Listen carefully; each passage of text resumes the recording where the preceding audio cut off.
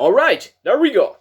So, based on my experience, I've really seen economists splitting apart over a dualism of thought when it comes to evaluating whether finance is a zero sum game or not.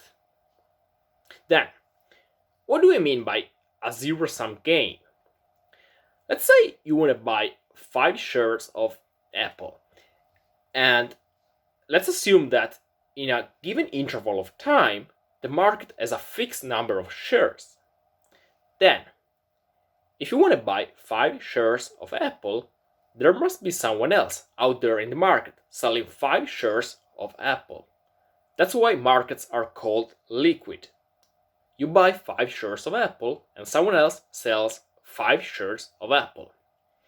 Then, let's say Apple shares are going to grow in value over time.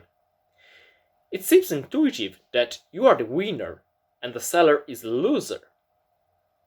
You know, your capital grows over time and the other one doesn't take advantage of the growing value of Apple shares.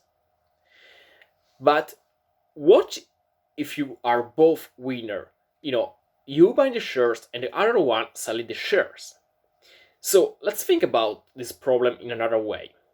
Let's say the one buying the shares is a young guy who has just earned his first salary and he wants to invest his savings into Apple shares as he expects Apple shares to grow in value over time.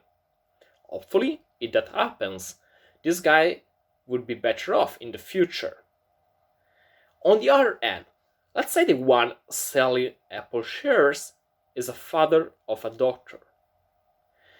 And this father is selling shares in order to finance his daughter's education.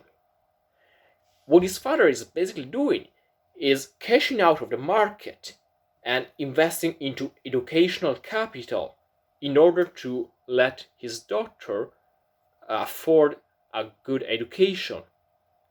Hopefully, far in the future, his daughter will be better off thanks to the education her father gave her.